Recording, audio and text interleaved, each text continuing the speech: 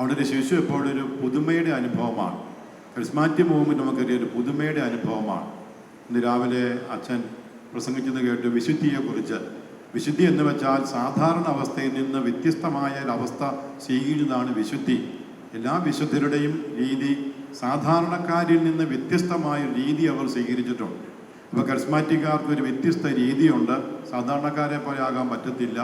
അപ്പോൾ അതുകൊണ്ട് അവരെപ്പോഴും ഒരു സന്തോഷത്തിൻ്റെ മുഖഭാവമുള്ളവരായി എപ്പോഴും ചിരിച്ചുകൊണ്ടൊക്കെയാണ് എല്ലാവരെയും സമീപിക്കുന്നത്, ഈ കുഞ്ഞുങ്ങളെ പോലെ. ആ രീതി വന്നപ്പോഴാണ് ഞാനും ഒരു കുഞ്ഞിനെ പോലെയൊക്കെ ആയതും.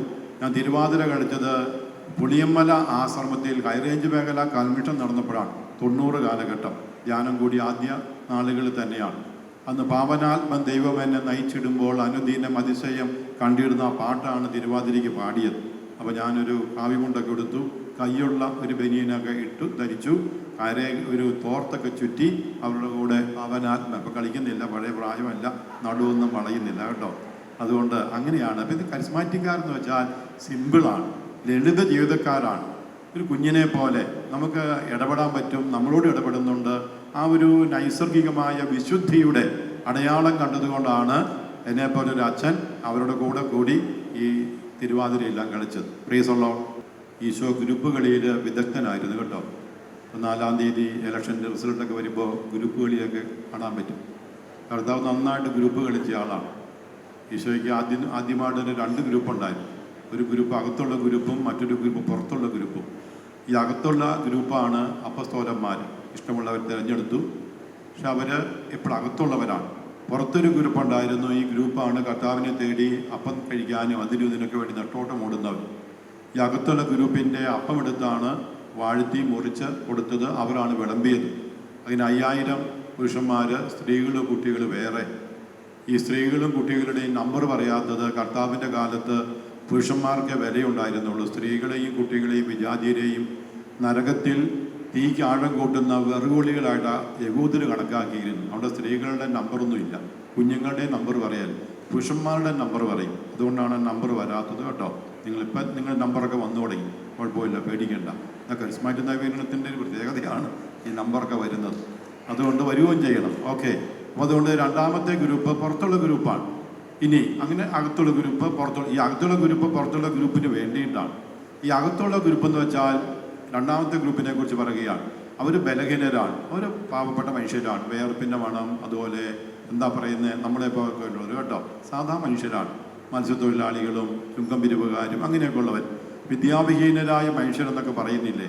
അതുകൊണ്ട് കർത്താവ് മറ്റൊരു ഗ്രൂപ്പിനെയും കൂടെ വളർത്തിക്കൊണ്ടിരുന്നു. അത് ഇത്തിരി സമൂഹത്തിൽ സാമ്പത്തികമുള്ളവരും സ്വാധീനമുള്ളവരും സമൂഹത്തിൽ ഇത്തിരി ഉന്നത ശ്രേണിയിൽ ഹൈറാർക്കിക്കൽ ലെവലിൽ നിൽക്കുന്നവരായിരുന്നു. അങ്ങനെയാണ് മർക്കോസിൻ്റെ മാളിക. ഈശോ കാലിത്തൊഴുത്തിലാണ് ജനിച്ചതെങ്കിലും കാലിത്തൊഴുത്ത് ജനിച്ച കർത്താവ് കുർബാന സ്ഥാപിച്ചത് അപ്പർ റൂമിലാണ്, നല്ല സെറ്റപ്പുള്ള മുറിയിലാണ് കേട്ടോ. അതുകൊണ്ട് പള്ളിയൊക്കെ നല്ലതായിരിക്കണം. കർത്താവ് കാലിത്തൊഴുത്ത് ജനിച്ചില്ലേ, ഒന്നുമില്ലായിരുന്നെന്നും പറഞ്ഞ് അങ്ങനെ ഒന്നുമില്ലാത്തവനായിട്ടല്ല കർത്താവ് അൾത്താരെ വാഴുന്നത് കേട്ടോ. മനോഹരമായിരിക്കണം. അപ്പോൾ അതുകൊണ്ട് മർക്കോസിൻ്റെ മാളികയിലാണ് കർത്താവ് കുർബാന സ്ഥാപിച്ചത്. നല്ല സെറ്റപ്പിലാണ്. മർക്കോസ് മാളികയുള്ളവരാണ്, സമ്പന്നനാണ്.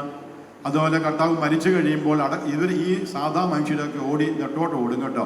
എന്തൊക്കെ മരിക്കാമെന്ന് പറഞ്ഞാലും കുറച്ച് കഴിയുമ്പോൾ നമ്മളൊന്നും കിട്ടത്തില്ല. ക്ഷമിക്കണം, തിരിച്ചു വരും അവർ കേട്ടോ. തിരിച്ചു വരുന്നുണ്ടവർ. പക്ഷെ ചില സമയത്തൊന്നും നമുക്കൊരു ആംബിയർ ഉണ്ടാവില്ല, നമുക്ക് പവർ ഉണ്ടാകില്ല. കർത്താവ് മരിച്ചു കിടക്കുന്നു, എന്തു ചെയ്യും? ഇവരെല്ലാം ഓടി രക്ഷപ്പെട്ടു. അപ്പോഴാണ് അതിനു മുമ്പ് നിക്കദേമൂസും അതുപോലെ അങ്ങനെയുള്ള വ്യക്തികളെല്ലാം ചെന്നാണ് പീലാത്തോസിൻ്റെ അടുത്ത് ചെന്ന് അരമനയിൽ ചെന്ന് ഈ അരമന മുറ്റത്ത് ചെന്ന് നേരിട്ട് കാര്യം പറഞ്ഞു, ആ കർത്താവിനെ അടക്കം ചെയ്യണം, അനുവാദം വേണം. അങ്ങനെ അനുവാദം ചോദിച്ചത് ഈ സമൂഹത്തിൽ അല്പം ആ രീതി സ്ഥാനമാനമുള്ളവരാണ്. ഇനി ഇറക്കിക്കഴിഞ്ഞ് കഴിഞ്ഞാൽ അന്ന് 100 റാത്തിലോളം സൂന്തക്കൂട്ട് പൂശണം. കാരണം യഹൂദരുടെ പാരമ്പര്യം അനുസരിച്ച് 4-ാം ദിവസം ശരീരം അഴുകും, 3 ദിവസം അഴുകാതെ ഇരിക്കണം. അതുകൊണ്ട് അഴുകാതെ അവസ്ഥയിൽ നിന്ന് കർത്താവിനെ ഉയർപ്പിക്കണം. അതൊക്കെ ഒരു വാഗ്ദാനമാണ്. പരിശുദ്ധനെ ജീർണിക്കാൻ അനുവദിക്കുകയില്ല, പാതാളത്തിൽ തള്ളുകയില്ല എന്നൊക്കെ 16-ാം സംഗീതത്തിൻ്റെ 10 പറയുന്നുണ്ട്. പാതാളത്തിൽ തള്ളുകയില്ല, ജീർണിക്കാൻ അനുവദിക്കുകയില്ല. അങ്ങനെ ജീർണിക്കാൻ അനുവദിക്കാതിരിക്കാനാണ് ഈ സുഗന്ധക്കൂട്ട് പൂശുന്നത്. 100 റാത്തിലോളം എവിടെ നിന്ന് കിട്ടും പൈസ? ആരെടുക്കും? ഈ സാധാ മനുഷ്യരൊക്കെ ഓടി രക്ഷപ്പെട്ടില്ലേ? അവരുടെ പോക്കറ്റിൽ സാമ്പത്തികം ഇല്ല. പിന്നെ അന്ന് 100 രാത്രോളം ഈ സുഗന്ധക്കൂട്ട് പൂശി തുണിയിൽ പൊതിയണം. കർത്താവിൻ്റെ കാലത്ത് ഇന്ന് സ്വർണത്തേക്കാൾ വിലയായിരുന്നു തുണിക്ക്. അതുകൊണ്ടാണ് കർത്താവിൻ്റെ തുണി അവർ ലേലം വിളിച്ചത്. മനസ്സിലായോ? അങ്കിക്ക് വേണ്ടി ചിറ്റിയിട്ടു, അത് ലേലം വിളിച്ചു, അത് മുറിച്ചു. വല്ലവൻ്റെ മരിച്ചവൻ്റെ ഈയിടെ ഒരു ധ്യാന സെന്ററിലെ പഠനമുണ്ട് കേട്ടോ. തെറ്റാണ് ആ പഠനം. ആ പഠനം മരിച്ചവരുടെ വസ്ത്രത്തെ പോൽ തുടരുത്, മരിച്ചവരുടെ ഒരു കാര്യവും നിങ്ങൾ സൂക്ഷിക്കരുതെന്നൊക്കെ ഒരു പുതിയ പഠനം വരുന്നുണ്ട്. സൂക്ഷിച്ചോളം കേട്ടോ. കർത്താവിൻ്റെ വസ്ത്രം ലേലം ചെയ്തതാണ്, അത് ചിട്ടിയിട്ടതാണ്. അപ്പം ഈ വസ്ത്രത്തിന് വിലയുണ്ട്. ഈ സുഗന്ധക്കൂട്ട് പൂശി ഈ ശരീരത്തെ പൊതിഞ്ഞ് അടക്കം ചെയ്യണമെങ്കിൽ സമുദായത്തിലും നാട്ടിലും അതിന് കഴിവുള്ള മനുഷ്യർ വേണം. അതുകൊണ്ടാണ് എളിയവനായി ഞാൻ ഫ്രണ്ട്സ് ഓഫ് റിന്യൂവൽ തുടങ്ങിയത് കേട്ടോ. നമുക്കൊക്കെ ഒരു പരിമിതിയുണ്ട്. എല്ലാം നമുക്ക് ചെയ്യാൻ പറ്റുമോ? അവർക്കും പരിമിതിയുണ്ട്. ഈ ഓടിപ്പോയ ശിഷ്യന്മാർ പരിശുദ്ധാത്മാവെ നിറയാൻ മാതാവ് വിളിച്ചു കൂട്ടി പ്രാർത്ഥിച്ചിട്ട് അവർ തിരിച്ചു വന്നാണ് സഭയുടെ ഊടും പാപവും നെയ്തത്. ഈ പറഞ്ഞ അപ്പസ്തോലന്മാർ തന്നെയാണ് തിരിച്ചു വന്ന് നെഞ്ചു കൊടുക്കാൻ തയ്യാറായത്. ആ സമയത്ത് മുതലാളിമാരൊന്നും കാണത്തില്ല കേട്ടോ. പക്ഷെ എല്ലാവരും വേണം നമുക്ക്. അങ്ങനെ ഈശോയ്ക്ക് വിവിധ ഗ്രൂപ്പുകൾ ഉണ്ടായിരുന്നു. സ്ത്രീകളുടെ ഗ്രൂപ്പ് ഉണ്ടായിരുന്നു, കുഞ്ഞുങ്ങളുടെ ഗ്രൂപ്പ് ഉണ്ടായിരുന്നു. നമുക്ക് കരിസ്മാറ്റിക്കാർക്ക് നമുക്ക് എല്ലാവരോടും ആരെയും നമുക്ക് അവഗണിച്ച് കളയാൻ പറ്റില്ല. നമ്മുടെ ഇടവകയിലോ സമൂഹത്തിലോ ഉള്ള ആരെയും അവഗണിക്കാൻ പറ്റത്തില്ല. കർത്താവ് അവഗണിച്ചിട്ടില്ല. കർത്താവ് ഇവരെയൊക്കെ പോസിറ്റീവായിട്ട് ഉപയോഗിച്ചിട്ടുണ്ട്. കരിസ്മാറ്റിക് നവീകരണം അതിൻ്റെ അടിത്തറ നമുക്കറിയാം, കൂട്ടായ്മകളാണ്. കൂട്ടായ്മ എന്ന് വെച്ചാൽ ഞാൻ പറഞ്ഞില്ല, എല്ലാവരുമായിട്ട് എപ്പോഴും നമുക്കൊരു കൂട്ടായ്മയൊന്നും സാധിക്കാൻ. പ്രാർത്ഥനാ ഗ്രൂപ്പ് ഉണ്ടാകണം നമ്മുടെ ഇടവകളിൽ. നമുക്കറിയാം പരിശുദ്ധ കന്യാമറിയത്തിന് അനുഭവം കിട്ടിക്കഴിഞ്ഞപ്പോൾ മാതാവ് പ്രത്യക്ഷപ്പെട്ടു, നീ ഗർഭം തെറ്റി പുത്രനെ പ്രസവിക്കും എന്നൊക്കെ പറഞ്ഞു. മാതാവ് സംസാരിച്ചു, ആമേൻ പറഞ്ഞു. ആമേൻ പറഞ്ഞ് വളരെ പെട്ടെന്ന് അതിനിടയ്ക്ക് മാലാഖ ഒരു കാര്യം പറഞ്ഞായിരുന്നു. എലീശായ്ക്ക് ഇത് 6-ാം മാസമാണ്. ഈ കാര്യം എവിടെ ഷെയർ ചെയ്യും? മാതാവ് ഇത് യോസേപ്പിതാവിനോടോ മറ്റുള്ളവരോടോ പറഞ്ഞാൽ തല പോകില്ലേ? മാതാവിനെ കൊന്നുകളി, ഈശോയും പോവും. ഈ സെയിം അനുഭവമുള്ള ഒരാളോട് ഷെയർ ചെയ്താലേ പറ്റത്തുള്ളൂ. അതുകൊണ്ട് മാതാവ് ഏതൊരു സ്ഥലത്തേക്ക് 220 കിലോമീറ്റർ തനിച്ച് യാത്ര ചെയ്ത് അവിടെ എലീശായുടെ വീട്ടിലെത്തുകയാണ്. അവൾ വീട്ടിൽ ചെന്ന് അമ്മ ഇത് ഷെയർ ചെയ്യുകയാണ്. അപ്പോൾ എലീശായും തിരിച്ച് ഷെയർ ചെയ്യും. അതൊക്കെ ലൂക്ക 1 നമുക്കറിയാൻ സാധിക്കും. അവിടെയാണ് സ്തുതിപ്പൊക്കെ ഉയരുന്നത്. അതായത് എല്ലാവരുമായിട്ട് നമുക്ക് ഒരുമിച്ച് സ്തുതിക്കാനൊന്നും പറ്റുകയില്ല, ചിലപ്പോൾ നമ്മൾ പ്രോത്സാഹിപ്പിച്ചെന്ന് വരില്ല. അപ്പോൾ ഇതുപോലുള്ള അനുഭവമുള്ളവരുമായിട്ട് നമ്മൾ ഒരുമിച്ച് കൂടണം. അവിടെ ഇടവകയിൽ ആത്യന്തികമായി പ്രാർത്ഥനാ ഗ്രൂപ്പുകൾ വീണ്ടും സജീവമാകണം.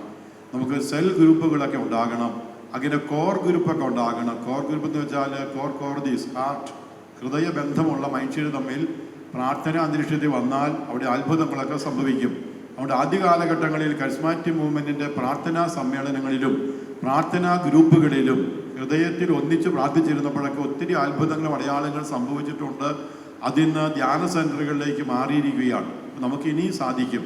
അതുപോലെ തന്നെ നമ്മുടെ ക്രിസ്ത്യൻ ധ്യാനം കുട്ടികൾക്ക് നമ്മൾ ഒരു +2 കഴിയുന്ന വരെയൊക്കെ 4ഉം 5ഉം ക്രിസ്ത്യൻ ധ്യാനത്തിൽ നമ്മുടെ കുട്ടികൾ പങ്കെടുക്കുമായിരുന്നു. ഞാനും ക്രിസ്ത്യൻ ധ്യാനത്തിലൊക്കെ ആദ്യം അതൊക്കെ പരിശീലിച്ചത് ക്രിസ്ത്യൻ ടീമുണ്ടായിരുന്നു.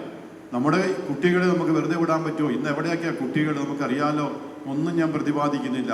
രാസലഹരിയും അതുപോലെ പല തിന്മകളും, കൗമാരപ്രായക്കാർ ശരീരത്തിൻ്റെ തൃഷ്ണ കൊണ്ടും എല്ലാ മൂലഭാവങ്ങളുമായിട്ട് ജീവിക്കുക. ഈ മൂലഭാവങ്ങൾ പഠിപ്പിക്കണ്ടേ?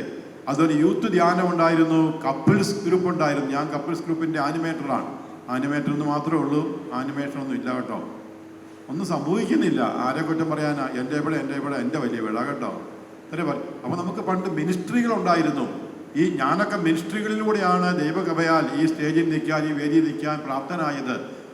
എൻ്റെ ആദ്യത്തെ ശുശ്രൂഷ ഫുഡ് മിനിസ്ട്രി ആയിരുന്നു കേട്ടോ. കപ്പ പൊളിക്കുക, മുളക് അരയ്ക്കുക, പിന്നെ അതൊക്കെ കുറേശ്ശെ തിന്നുക കേട്ടോ. ഫുഡ് മിനിസ്ട്രി ഇതിനകത്ത് എന്നെ ഫുഡ് മിനിസ്ട്രിയുടെ പറ്റിയേക്കണം കേട്ടോ. ഞാൻ ഈ യൂബിലി കൺവെർട്ടൻ്റെ ഫുഡ് മിനിസ്ട്രി ആനിമേറ്ററാണ്. അതുകൊണ്ട് മിനിസ്ട്രികളൊക്കെ ഉണ്ടാകട്ടെ. നമ്മുടെ കൗൺസിലിംഗ് മിനിസ്ട്രി, മധ്യസ്ഥ പ്രാർത്ഥനാ മിനിസ്ട്രി, അങ്ങനെ നമുക്ക് നമ്മുടേതായ ബ്രാഞ്ചുകളുണ്ട്. അതൊക്കെ ഡെവലപ്പ് ചെയ്ത് വന്നു കഴിയുമ്പോൾ എല്ലാം നമ്മുടെ സാധ്യതകൾ ഇതൊക്കെ യഥാർത്ഥത്തിൽ മങ്ങി നിൽക്കുകയാണ്.